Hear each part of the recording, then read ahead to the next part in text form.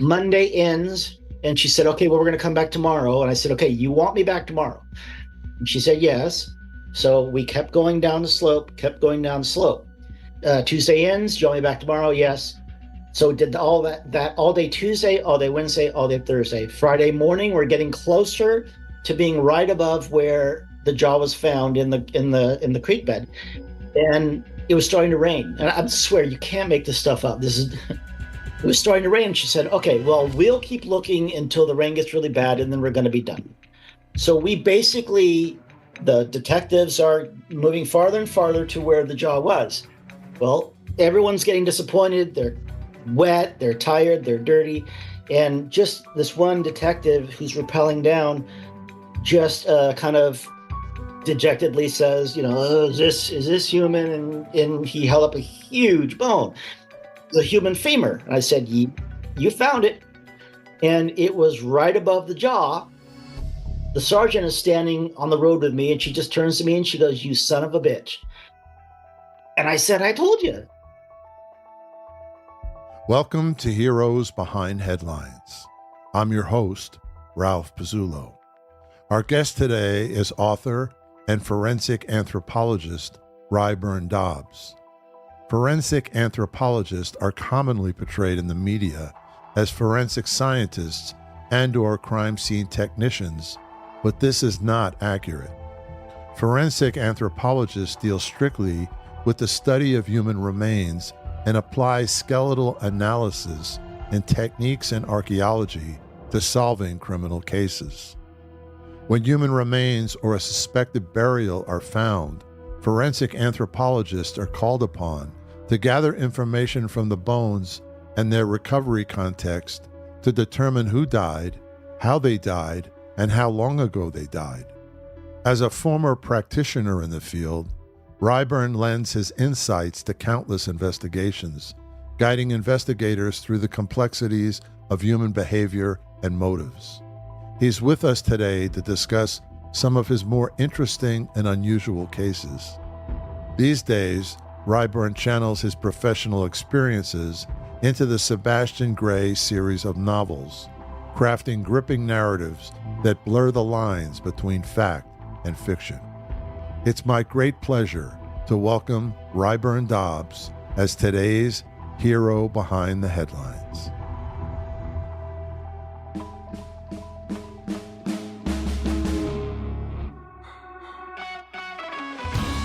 Heroes Behind Headlines with Ralph Pizzullo.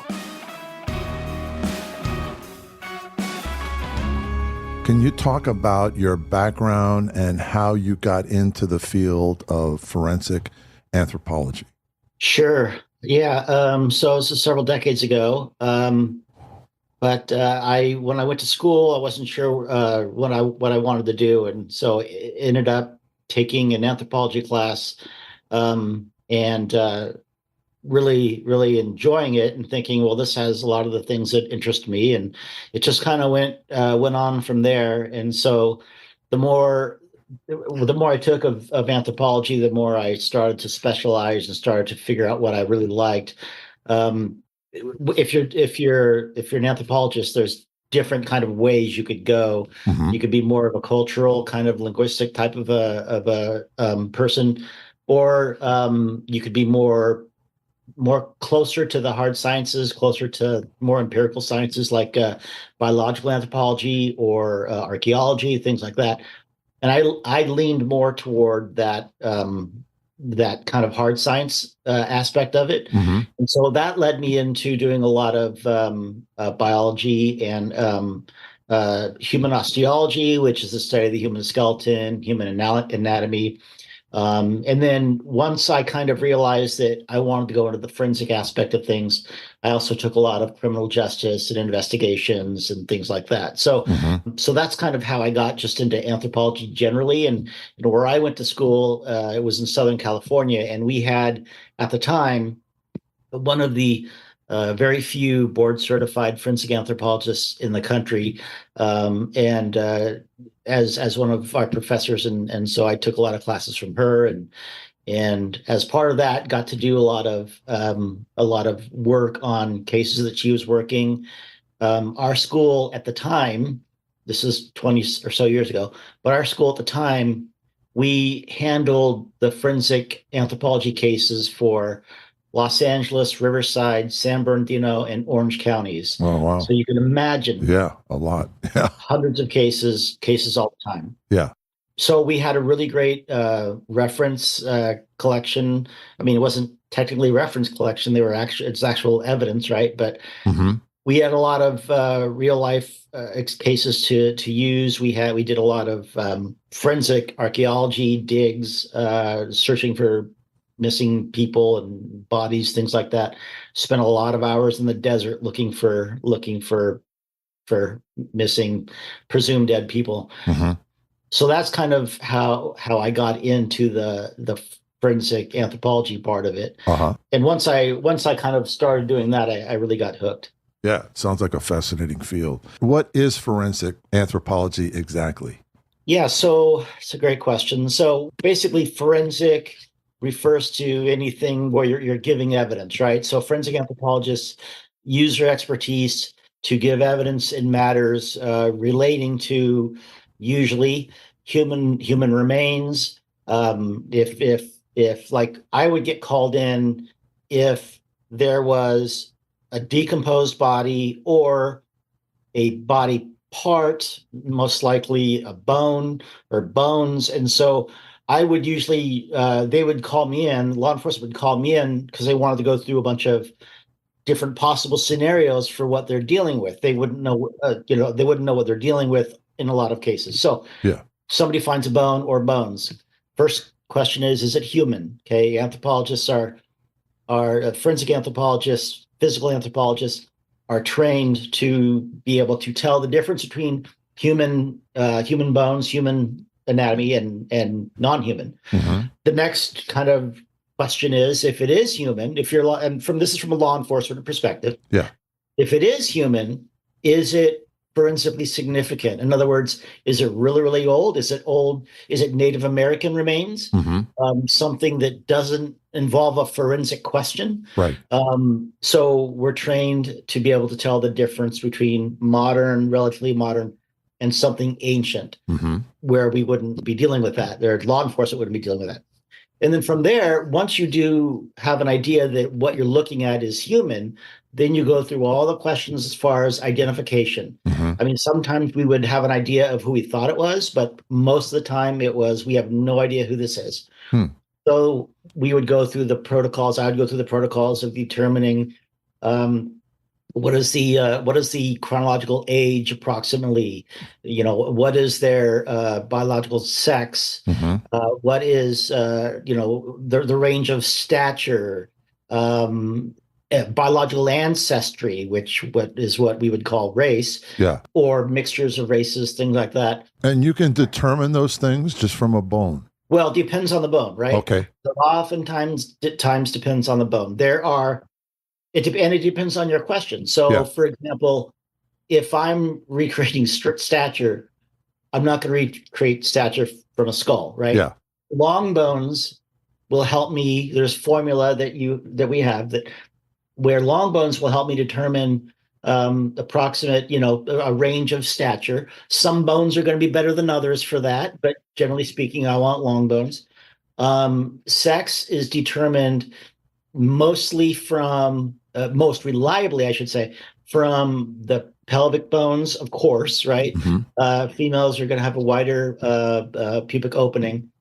But then also from the skull, there's a lot of markers, what we call non-metric or non-measurable traits in the skull that will tell you if somebody is female, male.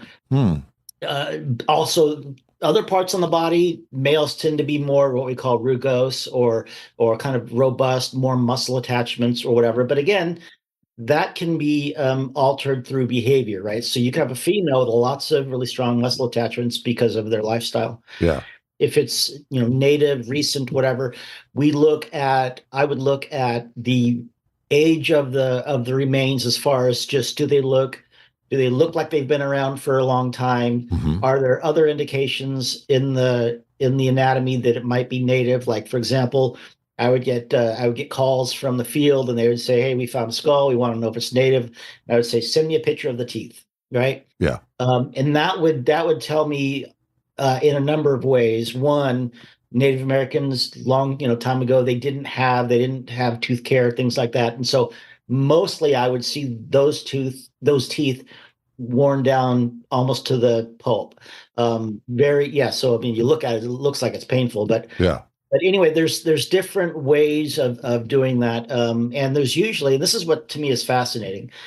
People would say, they would ask me about forensic anthropology, and they would ask me if it's similar to how it is on TV. Yeah. And my answer would say, no, it's less exciting, but it's far more interesting, right? Yeah. So I'm looking at a body. If I'm looking at a skeleton or partially decomposed person, I'm doing lots of measurements. I'm looking for lots of traits. I'm looking for signs of trauma, things like that.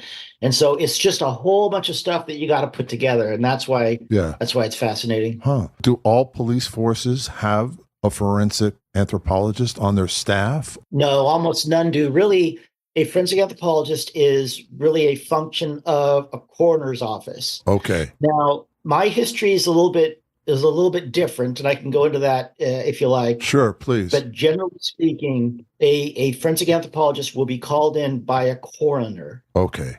Now, some coroners or medical examiners have investigators that are trained in anthropology, or they have a forensic anthropologist on staff, but that's generally not the case. Usually a forensic anthropologist is somebody they're not doing that full time. They're usually teaching. Like I taught at City College of San Francisco for 10 years. But they're usually teaching, or, they're in academia or whatever. Right. They're archaeologists, something like that. And they get called in when the cases happen. I see. Because it's not, I tell people, it's not a volume business, right? You're not going to get rich as a forensic anthropologist with all the cases. Yeah.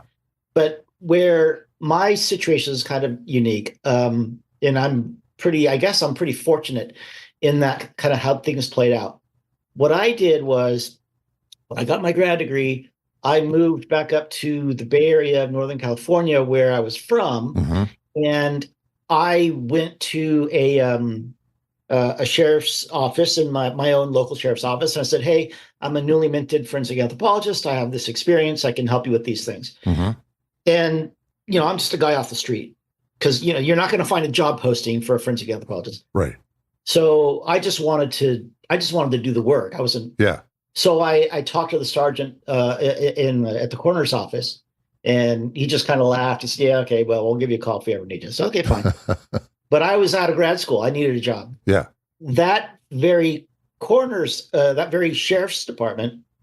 office had a crime analysis unit. And I thought, okay, well, I've done a lot of analytical work, research work, quantitative, qualitative. That's what anthropology does, a lot of that. Yeah. So I ended up getting a job there as an analyst, and first doing predictive analytics on for property crimes and things like that. But what happened was, one day the coroner got a case of an individual a local jurisdiction got a tip that there was somebody that was shot, killed, buried in a backyard.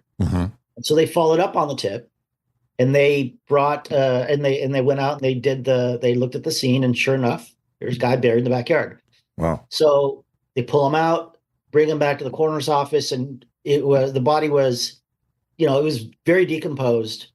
Most of the flesh was still there, and by the way, some of the stuff its nature is kind of gross, but it is what it is. Yeah, yeah. Some of the flesh was there. A lot of the flesh was there, but also a lot of the long bones, the feet, the flesh of the feet and the lower legs were gone. Flesh of the lower arms was gone. There's just a lot of decomposition. And so they couldn't tell by looking if the person was who their informant said it was. Yeah. So they're like, well, what do we do? And somebody said, well, that guy who came in here, he works just on the other side of the campus right there, and he might be able to come in. And so they gave me a call. And so I went in, and I think part of me wonders if they were just thinking, oh, we'll see, see if he can handle it or if this will gross him out or whatever. But I'd done it many, many times. And so I went in there and I did the analysis of the remains, and I told them exactly what I thought. Mm-hmm. And it happened to, obviously couldn't get him a name or anything, Yeah. but the description I gave, the especially the biological ancestry,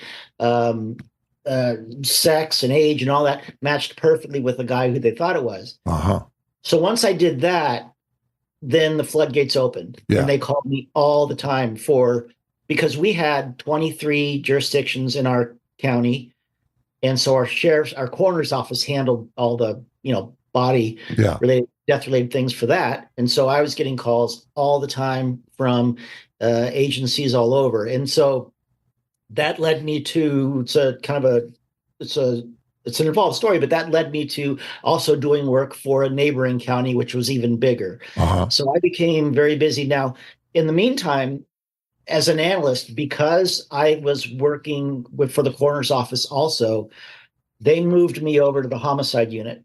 Mm-hmm. And so I became an analyst in the homicide unit, and working a lot of cases with them, doing a lot of, I was on a lot of task forces for different major crimes. And of course, if there was anything body related, I would get called out for it. I became we didn't have a missing persons unit, really. We didn't have anyone really going through unidentified bodies. They would just go to the coroner's office. And so I became the missing and unidentified person. Uh-huh. I would collaborate with the missing with NamUs, which is a national missing and unidentified person system. Mm-hmm. So I became our NamUs coordinator. So that kind of lucked me into not only, and I say luck, but not only into being able to do my anthropology, but then also getting involved in all these other really interesting things. Mm. And so that's why when I talk about, working closely with police, that's why that is. Yeah. What is the volume of cold cases in a department like that? Is it large? I mean, I think the public perception is that most crimes are solved. Yeah. And I know that isn't true. But how many cases are considered cold cases and just put aside just because they don't have evidence, or there's so many current cases that they're dealing with that they don't have time? Well, yeah, that's a great question. And the answer is it was always far more than I would have guessed. Uh-huh.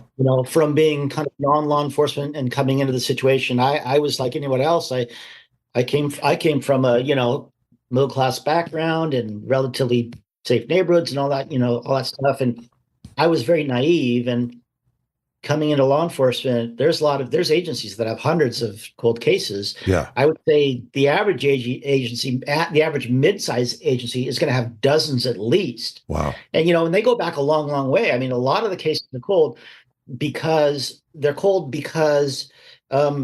methods and just the way things were done 30, 40, 50 years ago. Yeah. Were different. Yeah. Yeah. So it was easier for things to get cold. Mm-hmm.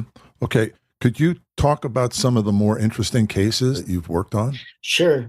Because I'm sure listeners would love to hear. Yeah, sure, absolutely. There's a lot of them, right? And this is why I ended up. If I could just back up just real quick. Okay.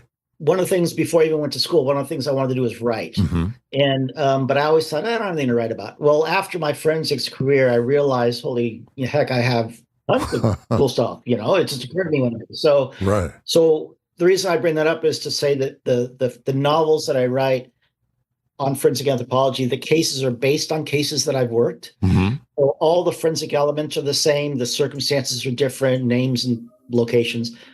It's the Sebastian Gray Forensic Anthropology series. So there's three books in the series right now. Okay.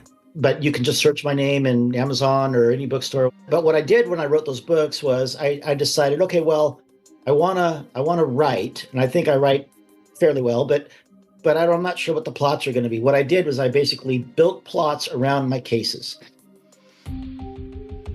A forensic anthropologist can read the evidence in a skeleton like you and I read a book. The techniques they use to answer questions in criminal cases can be applied to skeletons of any age, modern or ancient. The stages of growth and development in bones and teeth provide information about whether the remains represent a child or adult. The shape of pelvic bones provide the best evidence for the sex of the person. Abnormal changes in the shape, size, and density of bones can indicate disease or trauma. Bones marked by perimortem injuries, such as unhealed fractures, bullet holes, or cuts, can reveal cause of death. The trained anthropologist is also able to identify skeletal clues of ancestry. Even certain activities, diet, and ways of life are reflected in bones and teeth. So I'll give you an example. One of the most interesting cases I ever worked was in the Bay Area. It wasn't for the agency. It wasn't for the agency that I worked as an analyst. So I took a bunch of vacation time to do this case, because what happened is they called me and they said a dog walker, and it's always a dog walker, was walking through the hills of the East Bay, and they were walking along a kind of a dry creek bed, and they saw what looked like a human jawbone. And so they sent me a picture, and I said, that is indeed a human jawbone. And so it was on a Monday, and I went out there on a Monday, and I had a look at the scene. It was basically it was a dry creek bed, but on both sides was a steep bank, especially on the left side looking up. There was a very steep bank, and on a slope, I would call it, and on the top of the slope, probably about 100 feet up, was a road, a narrow road with a little barbed wire fence. So this is in the hills of the East Bay. It's all ranches and stuff. So as I got there, and they said, okay, well, here's the bone laying right here. And they said, and the sergeant, the homicide sergeant for the agency said, so what we've done, while we were waiting for you, is we walked up the bank and we put flags on every bone that we found. And she said, and there's a culvert up there coming out of the slope. And we think the water washed the bones into the creek bed, and just kind of pushed everything down. Yeah. And I looked at her and I said, that's not what happened. And she's like, well, that makes sense. And we saw a bunch of bones. I said, okay. And she said, well, what do you think happened? I said, I think your body's right up there on the slope. And she said, well, why is that? I said, because this is a human jawbone. It's very heavy. Yeah. It's oblong. It's not going to travel a long distance in water. And she said, well, look, we went through all the trouble of flagging all the bones up the creek bed. We want you to look at them. Can you go look at them? So I went from flag to flag to flag. Now, as I said, this is a ranch area, and so there's a lot of cattle. There's sheep, I think. Yeah. But there was also mountain lions and stuff. Yeah. And coyotes. Naturally occurring deer, right? Yeah. So I found they had tagged a lot of young deer. They had tagged a lot of cow bones, things like that. There's all kinds of bones. They tagged dozens of bones. None of them are human. And so I would go from flag to flag saying, is it, that's not human, that's not human. And so I went a couple hundred feet I went all the way up to where the culvert was, which was a couple hundred feet from the jaw. And I said, okay, well, none of these are human. What do you want to do? And she said, well, we think that it could be on the slope. Yeah. And I said, maybe I said it to myself. Can't remember if I said it out loud, but I said, yeah, that's kind of what I told you. But she wanted to start looking on the slope up by the culvert. Oh, wow. And as a consultant, I asked her, I said, first of all, okay, my hourly rate, right? Yeah. So you're okay with that? And she said, I'm okay with that. But because I was a consultant and not an employee, I couldn't do any of the searching because you had to rappel down the slope and through the brush and everything. So what they did was I was placed on the road above the slope, and they parked a big fire truck. The city parked a fire truck up there, and the homicide unit detectives rappelled down and went through the whole slope from top to bottom to see if they could find anything. And they started up by the culvert. And I would stand there and somebody would find something, they'd lift it up and is it, is it human? I say, nope, not human. Yeah. And so Monday ends and she said, okay, well, we're going to come back tomorrow. And I said, okay, you want me back tomorrow? Yeah. And she said, yes. So we kept going down the slope. Tuesday ends, do you want me back tomorrow? Yes. So did all that all day Tuesday, all day Wednesday, all day Thursday. Friday morning, we're getting closer to being right above where the jaw was found in the creek bed. Mm-hmm. And it was starting to rain. And I swear you can't make this stuff up. It was starting to rain. She said, okay, well, we'll keep looking until the rain gets really bad and then we're going to be done. Yeah. So we basically, we're moving the fire truck back. I'm walking back. The detectives are moving farther and farther to where the jaw was. Well, everyone's getting disappointed. They're wet. They're tired. They're dirty, and just this one detective who's rappelling down, just kind of dejectedly says, is this human? And he held up a huge bone. Yeah, the human femur. And I said, you found it. Yep. And it was right above the jaw. Wow. The sergeant is standing on the road with me, and she just turns to me and she goes, you son of a bitch. And I said, I told you. Yeah, right. This is my field. Yeah. This is what I do. And now, again, I got paid a lot of money for that, but I didn't need to. But essentially what had happened was we figured it out. So that detective on the slope found a leg bone. Yeah. And so now we knew kind of the area. Mm-hmm. So they found some other bones there, and as they worked their way up the slope toward the road, they ended up finding most of the rest of the body. I should say the trunk, the thorax, the spinal column, and we went out from there and found some of the arm bones and leg bones. Never did find the rest of the skull, mm-hmm. but there was a girl's sweater also found with the remains. And clearly what happened, I looked at the sweater, it had a bunch of animal activity on it. So clearly what happened is somebody drives up the road, throws the body over the fence, boom, boom, boom, just rolls right down, which makes total sense. Right.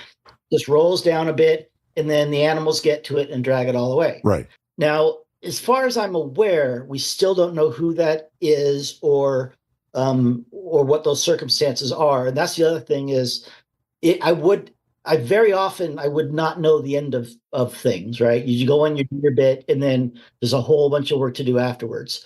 So that was, so maybe they did figure that one out. I haven't looked, but that was probably 15 years ago, maybe, that I did that. But that was just an interesting thing to me, where it was experience, knowledge of how. This is the other thing about anthropology, right? I mentioned that we're talking about identifying bones and things, but it's not just that. It's the field called taphonomy, which is basically Greek, that means the law of the grave. How do things behave? How do body parts? How do people behave? As when they're dead and they decompose and the elements get to them, right. Different kinds of elements. How do they look when they're buried, when they're not buried, whatever. So I had done a ton of study on that. Yeah. And so that just told me that it just didn't feel right that this heavy, weird bone went down the creek bed without getting hung up on any of those rocks or anything. And so that one just worked out. From those bones, how much were you able to determine about like the age of the girl, when this happened, probable cause of death? Is that even possible to determine? Yeah. So so that's a great question. Another great question. So it was I was able to determine that that the girl was in her teens, early to mid teens. So it was a girl. Mm-hmm. I think I was able to reconstruct stature because we had some long bones. There was so much animal activity that and we didn't have the skull, so I don't recall being able to reconstruct cause of death. Mm-hmm. Manner of death obviously would be suspicious. Yeah. But no, I do remember also, though, that one of the things, because we needed as much as we could go on, I did determine that she was likely left-handed because one of the long bones in the left arm was slightly longer than the right. Not totally reliable, but I remember trying to give them whatever we could. Yeah. But so I got, sex, approximate age, I think we got some stature in there. Could you tell how long the body had been there? Here's the difficult part. Yeah.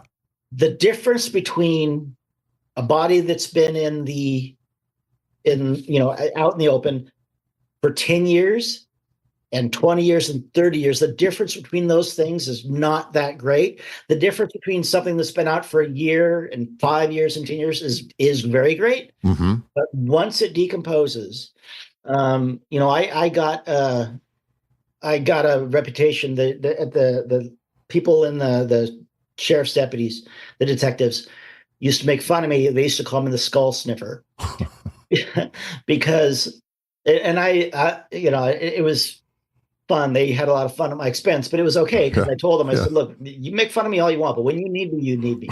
Right. So I worked a case that was where somebody's working at there's a recycling plant. Mm-hmm. People are having, and this is an answer to your question, but people are sorting through a bunch of recyclables. There's metal, there's aluminum, there's paper, whatever, and a box comes down, and the person at the conveyor shakes the box, and it goes boom, boom, boom, boom, boom, and he just kind of shrugs and puts it down, and and continues to shuffle through. And I don't know how long it was later, an hour or two later, he goes, I wonder what was in that box. And he opened it up, and there was a skull. Wow. And so, okay, now it's a whole thing. Yeah. So I got a call. It was a Friday afternoon. These things almost always happen on Friday afternoons. And I got a call from the detectives who said to me, literally, that he said, we want to know if it's like we need to know if it's like a modern person or if it's a Cro-Magnon. Yeah. He literally used the word Cro-Magnon. I said, I doubt yeah, right. it's a 30,000-year-old Frenchman. Yeah. But, I said, but I can be out there in 20 minutes. Yeah. He was really hoping that I could just tell him, oh, don't worry about it. You can go home and have your beer and your barbecue or whatever. Right. And that's just the reality of it. Yeah. So I go out there and I pull up to the parking lot, and there's all these uniformed and ununiformed deputies in a semicircle around the trunk of a car that's opened, and they were like 10 feet from it.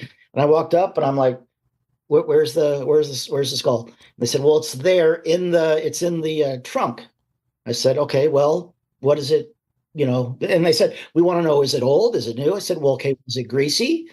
We're not touching it. Yeah. Right? So they were acting like, was a bomb going to go off? Right. Anyway, so I open up the box, pull out the skull. The skull was greasy. It had some fatty sheen to it. Mm-hmm.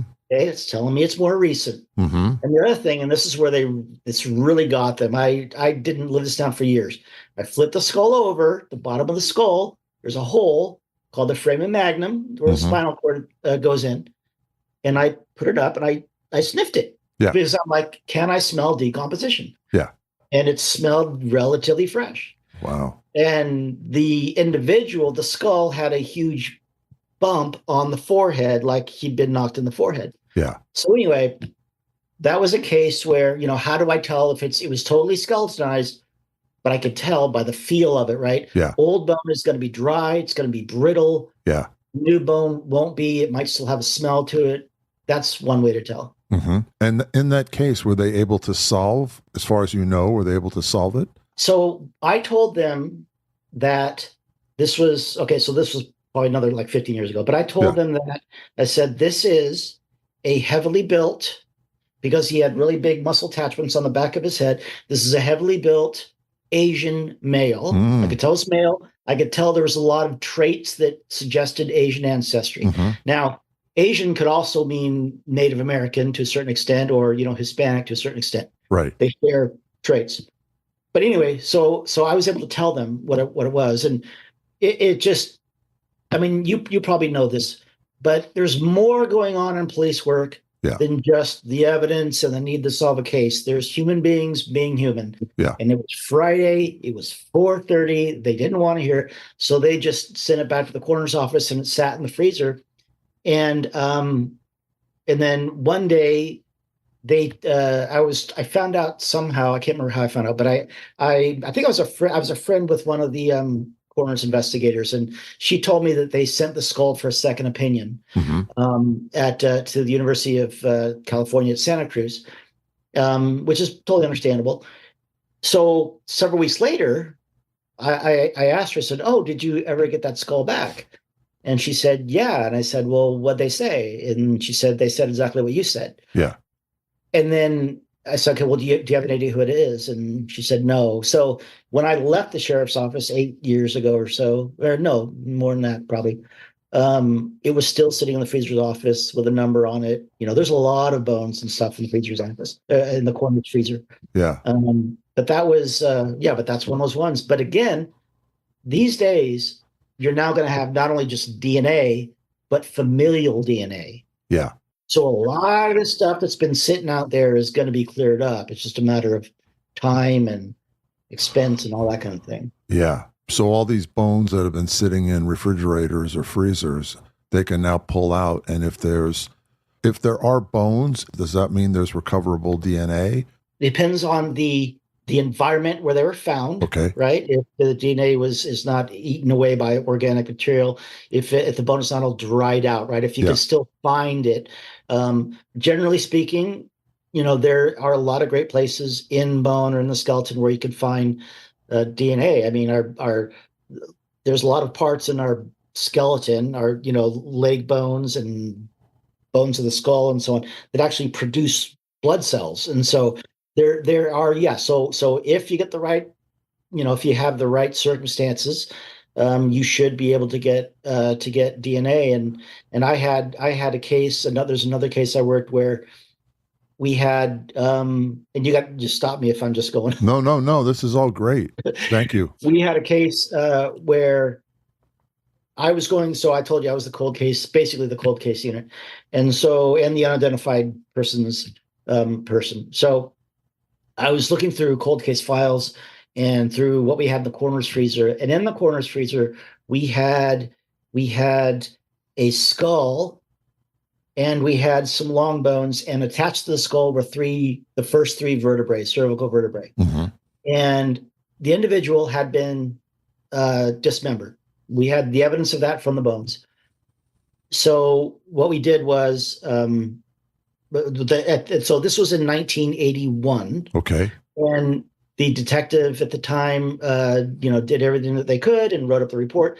In the mid 90s, so as I'm looking through the file, I see that in the mid 90s, a sergeant took over the case, and that sergeant happened at the time to be my current lieutenant. Uh-huh. So he took over the case, and he found that this is how I ended up working for the other county. A neighboring county had, this was in Oakland, California, back in 1980, somebody walked out of their house, and in the gutter of the street, there's something burning, smoldering. Huh. Well, the fire department put it out. It's a human torso. Wow. So that was 1980. Yeah. Someone finds a torso about, 15 miles away or whatever, up in the mountains, the hills of our county. A year later, somebody finds a skull and some long bones. Yeah. And so the person who looked at it in the 90s looked at it and said, okay, well, the anthropologist in 1980 measured the spine, the vertebrae, mm-hmm. and came up with a height estimation of 5'7". Mm-hmm. In 1981, our anthropologist measured the long bones and said the person's 5'9". Mm-hmm. Now, cops being very literal. This detective at the time said, 5'7", 5'9", not the same guy. Oh, wow. And I thought, okay, well, first of all, that doesn't make any sense, because in anthropology, these days, meaning the last several decades, you never give a number, you give a range, right. Because the formula you use to recreate stature is one that has a plus and minus to it, right? Sure. It's got a variation to it. So when I measure the long bones, I think I got like 5'6" to 5'10", something like that. Yeah. So I thought this guy in the neighboring county could very well be our skull. Right. And so I went out. I paid a visit to that coroner's office, and I said, "Yeah, I'm the forensic anthropologist from this county, and and I want to see your report and the remains on, for this. Now the remains weren't. Well, I think there must have been some. Yeah, there was some tissue samples taken because it was a burned body. Yeah. So there were some things taken, but I think for the most part it was no longer there, but no longer being stored. But I looked at the report and everything, and one of the things I noticed was that the torso was found with 4 cervical vertebrae attached. Oh, wow. Our skull had not 4 vertebrae attached. Yeah. Our skull had 3 cervical vertebrae. So there are 7 cervical vertebrae in humans. And so the torso had 4, the skull had 3. I'm like, oh my gosh. Yeah. And the torso had signs of dismemberment. So I said, this has got to be the guy. Yeah. And my boss, he said, no. I checked that out. No. And so I said, this has got to be the guy. The odds are astronomical that it's not the guy. Right. And so I convinced them. This was after, a few years after 9/11. And so law enforcement was flush with federal money. And so there was grants for all kinds of things. And so we had a DNA grant. And we had a detective that put in a bunch of DNA on some different homicide cases. And my boss said, okay, well, I'll throw this one in there too, right? Yeah. So usually it's going to take months and months and months to get that back.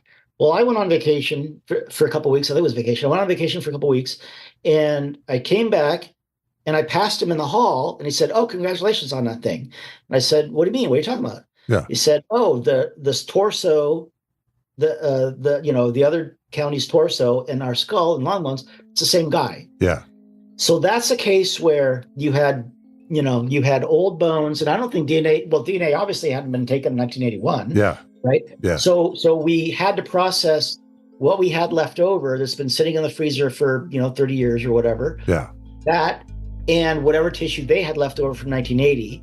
So I'm saying that to say that, yes, in old tissue, bone even, you can get, and all we had was bone. Right. So you can definitely get some DNA if you have the right circumstances. And in that case, was the case solved? Were they able to make an arrest? So the person was still, as far as the last I left it, the person was still unidentified.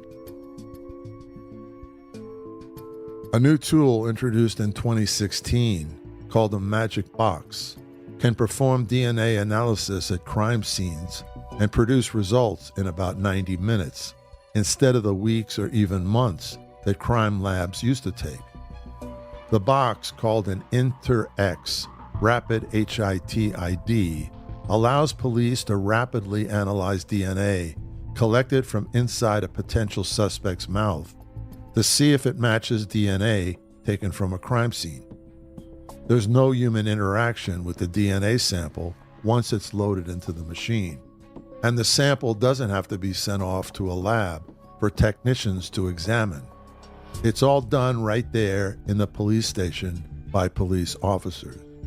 The Magic Box is very compact, about the size of a desktop computer, but it does come with a hefty price, about $250,000 for each machine, and each sample can cost about $150.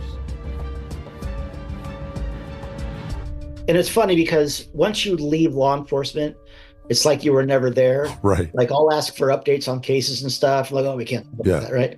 But with this one, what happened was I thought, well, you know what I'll do? I'll, maybe we could do a forensic facial reconstruction. And I said, you know what? Maybe I'll try to do a forensic facial reconstruction. I know all the muscles of the skull and everything. It can't be that hard, right? Whatever. Yeah.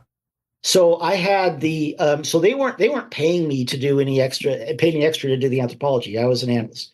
So I said, look, I've done a lot for you guys. How about you send me to the University of Oklahoma for a course on forensic facial reconstruction? Mm-hmm. And so they said, oh, okay, well, we'll do that. And so they sent me it was 2006. I went to University of Oklahoma and took their forensic facial reconstruction class, which was taught by Betty Pat Gatliff, who was one of the grand people, founders of the whole clay reconstruction methodology, which is amazing. So I was in there with about 10 other people. I was the only non-artist. I was a scientist, right? Right. So I knew how to measure the tissue depth and they put the markers on and all that. So as part of that course, they gave us all the same cast, a cast of the same skull, and we all worked on the same skull. Now I became good friends with a lady who was like, she was a sculptor. She worked on, she did a lot of TV and movies. She worked on Babe, Pig in the City and a bunch of other things. She was from Australia and she was absolutely amazing. What I learned from that class was I suck at sculpture. Mine, we all had this, we had the same skull. Yeah. We had the same tissue depths, the same stuff, but mine didn't look human. Yeah. Everyone else's looked amazing. So I realized, okay, well, that's not going to work. Yeah. So I think I met a lady in that class who was also from the Bay Area. I think that's how I met her.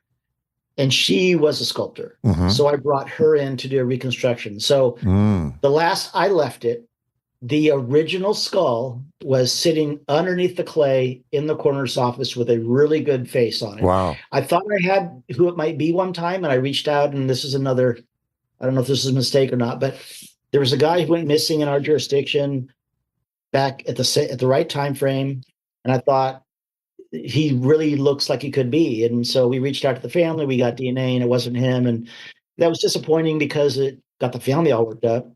Yeah. But I do have a theory, just kind of a theory on that. In the Bay Area in the 1980s, outlaw motorcycle gangs were huge, right? Especially where I'm talking about. And so I think this could be something related to that. But as far as I'm aware, no resolution. Now, can you give us an example of a cold case that you solved or helped solve? Yeah. So there was a skull found by a homeless person, and it was leaning on a very low kind of retaining wall, only a couple feet high, and there was a skull. It was a homeless encampment. And I was told, I was brought out there and I looked at the skull, and it was on this slope, and it was dry for the most part, except on the back of the skull there was some white tissue left, and it wasn't tissue; it was fatty tissue. It's called adipocere, which happens. And I looked at it, and I know that happens when fatty tissue is sitting in water, a certain kind of temperature range of water for a period of 5 or 6 months, at least. And that's how that happens. And I looked around. I thought, okay, well, where's the water? There's no water. Yeah. And they said, well, it's kind of like the one on the slope. But they said, okay, well, we're going to look around. And I said, well, it's not here. But I said, the rest of this body is going to be in water somewhere. Yeah. And but they didn't know who it was. So I looked at the skull, and in the skull was a huge hole. Yeah. And what it was a where a plate was put in the skull. It had these little kind of divots that were used as locations to anchor the plate. Yeah. And it was in the left side. And so what I did was, we didn't know who it was, but there were some suspected, possible people. And so I went to the county hospital, ended up finding records for a person who we thought it might be, and ended up being able to match it because of that. Because of the plate. Yeah, because of that plate. Also, so the other interesting thing about that is, when I said to the agency, this was an agency that had a huge gang problem and lots of crime, and I said, okay, well, we gotta search for the rest of this person, and I think she's in water. Yeah. And they said, well, we can't. It's a homeless person. We can't prove that it's foul play. I said, well, of course you can't prove it because you don't have the evidence. We got to go where the evidence is. We didn't even find the plate. Yeah. So I said, the plate might have an impression of a weapon or something like that. Right. Because the plate had come off also. Yeah, the plate was totally gone. It was just a big hole. Yeah. Big hole. Yeah. So I said, no, she's going to be in water somewhere. And they said, look, we got gang problems and all this. Is a homeless person. They died, whatever. Right. So they didn't do anything about it. And I was teaching a forensic anthropology class at the time. I said, look, I have a whole class of students that need experience. How about we come out and look for something? And they said, no, because if you find something, it's going to be a whole thing. Yeah. And that was a lesson for me. I grew up on TV where you want to get the bad, so you'll stop it. Right. You won't stop for anything.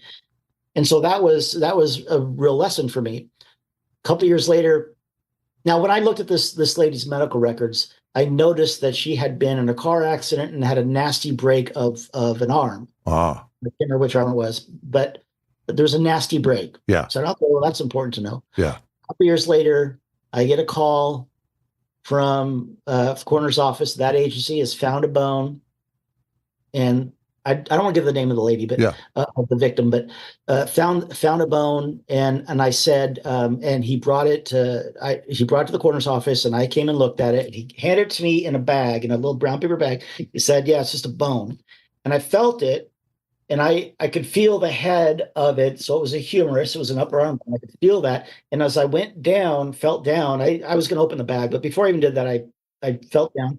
And in the middle of this humerus is a big bony nodule. Mm. And I said, "This is her." And he said, "Who?" I said, "This is so-and-so. This is the lady that we identified that had the thing." Right. And I said, "Where did you find this?" And he said, "It was in the creek." Mm.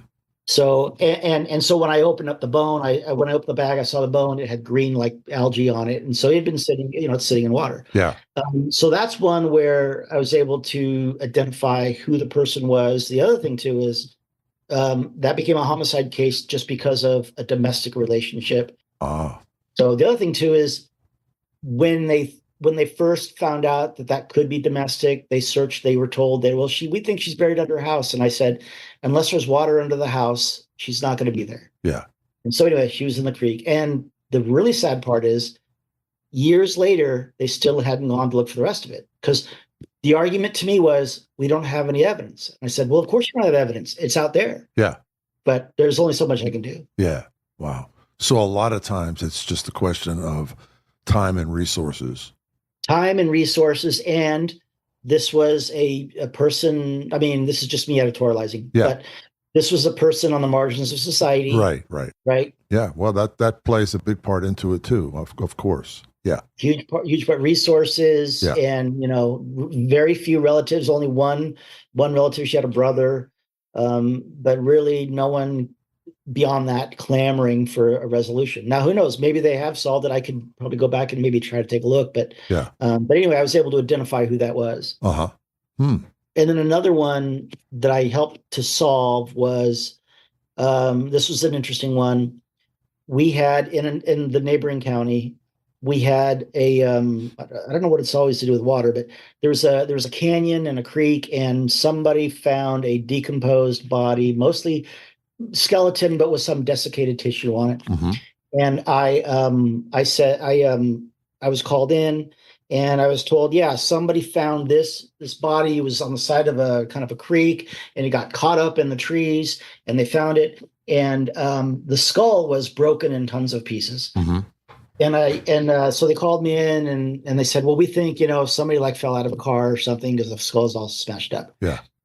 And so I looked at the entire skeleton, cleaned it off, looked at everything that I could see, and the skull was broken into what is called a Lefort fracture, the worst kind of Lefort fracture. And the Lefort fracture is where you have your lower face, your jaw, and your upper jaw separated from your body. That's one version of it. Another version of it is where you have your mid face separated from your cranium. And another one is where above your eyebrows, your face is separated from your skull. Mm-hmm. This person had the most serious Lefort fracture you could have. His face was completely separated from his skull. His jaw was separated, upper jaw was separated from his mid face, and his lower jaw was broken in one of the ends of it, the where it attaches to the skull. It's called the ascending ramus. That was broken. And so I thought, well, this is major trauma. This is horrible. Yeah. So I looked at the rest of the body, and I scoured it. I thought, surely someone with their face busted up is going to have other trauma. Yeah. It was pristine. Wow. Not a thing wrong with the guy. Yeah. As far as below the face, below the head. Yeah. And so I told the detective, I said, this guy was probably tied to something, beaten in the head with a blunt object, or he just didn't resist. Yeah. And About a week later, I thought to myself, oh, I wonder whatever happened to that. And so I looked it up, and sure enough, it was a drug rip. The guy was tied to a chair and beaten with golf clubs. Now, Wow. when I got to the coroner's office, remember, they thought that they had a person who fell out of a car or something. Yeah. Yeah. But because I was able to tell from the body Yeah. what likely happened, Right. that led to arrests of 3 or 4 different people. Wow. Now, there was that show, what was it called? Bones? Yep. That was dealing with forensic anthropology, the same field, right? Yep. Supposedly. Yeah. Most people receive all information regarding crime solving and things in this field through television. How close is what they see on television to the reality? I mean, my wife and son always hated watching CSI with me because I would be yelling at the TV. So I'll give you some examples of where that might be different from the reality. Okay. Yeah. Just kind of on a technological one. I remember the very first episode had a situation where they put a skull in a box and a 3D hologram came up of the person. Total fantasy, doesn't happen. Yeah. Right. And so that kind of thing does not happen. Yeah. You don't do DNA snapping your fingers. Like I got that DNA back on that one case after 3 or 4 weeks, and that was amazingly fast. Yeah. The other thing, and probably the most important thing, well, two things. One, forensic anthropology, like I said, this is why I came up with kind of the phrase, it's less exciting but more interesting, because there's really no shortcuts. If I want to know, or if I want to estimate, unless I have DNA and do DNA, Yeah.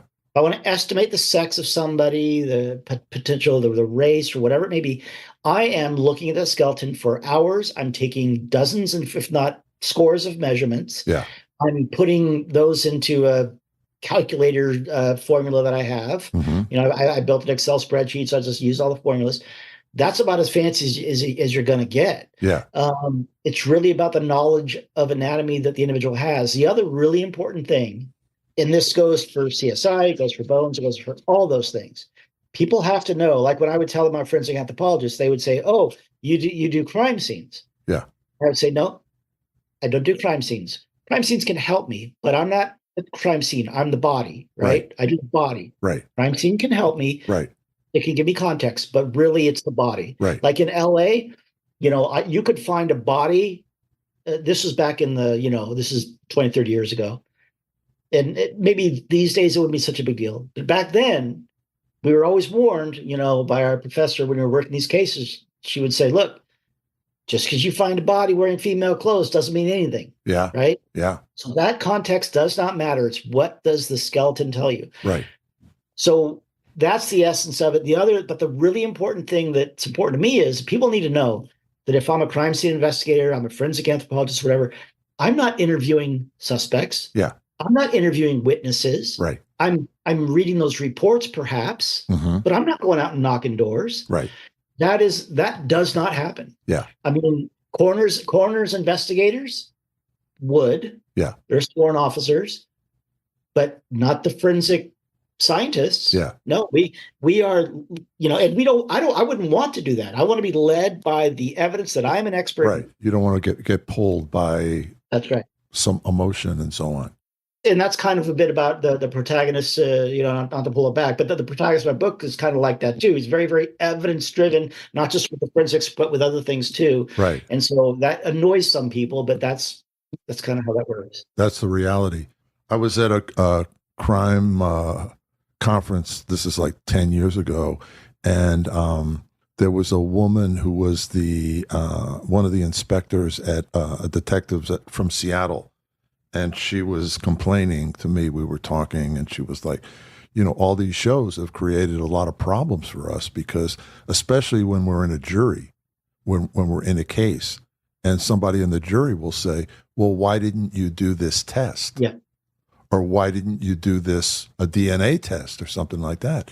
And she said, this makes it harder for us because, people have this perception that you can do these things that don't even exist, that aren't even reality. She also said, now this is 10, 15 years ago maybe, she said, people expect that you have this like fancy CSI lab. She goes, I have like 3 part-time people and a refrigerator. Yep. and a couple microscopes. Like, that's it. So it's not all this fancy equipment with light, with fancy Venetian blinds and all this kind of stuff. She said it's just a grimy, room in the back with a refrigerator. Yeah, yeah. And the same thing goes for autopsy suites, right? Like when I'm looking at remains, like again, bones or whatever, people don't turn lights on TV shows, right? Yeah. You need all the light you can get. You're not turning your light Right. on, right? So Right. It's very bright, it's very sterile, it's very boring. It smells. If it's not smelling like body, then it's smelling like cleaner, right? So Yeah. I mean, it's a totally different thing, and I guess they call that. I mean, I'm sure as you know, they call it the CSI effect, and I've never really explored how big of an effect it is, but I imagine it's really difficult. Yeah. So what are you doing now? Are you still doing forensic anthropology, or are you strictly a writer? So I still consult so I'm no longer in California. I got recruited kind of into the corporate world, and I did that for several years, and I thought that's not me.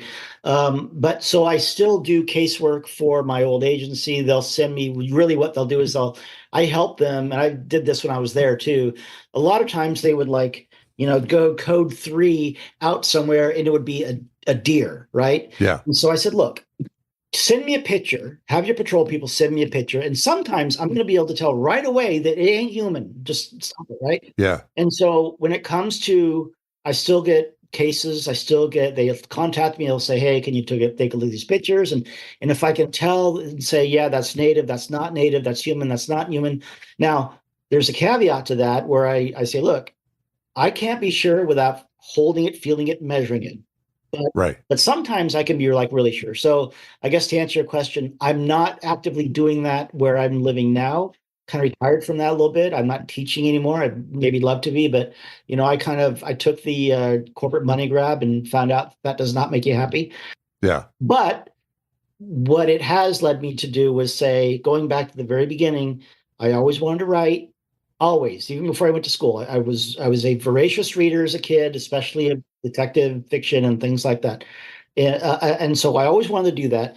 And so what happened was, after coming out here and realizing that the corporate thing wasn't my thing, I thought, man, I wish I would just really love to write. I need to do that before my time's up. And I thought, well, I can write about.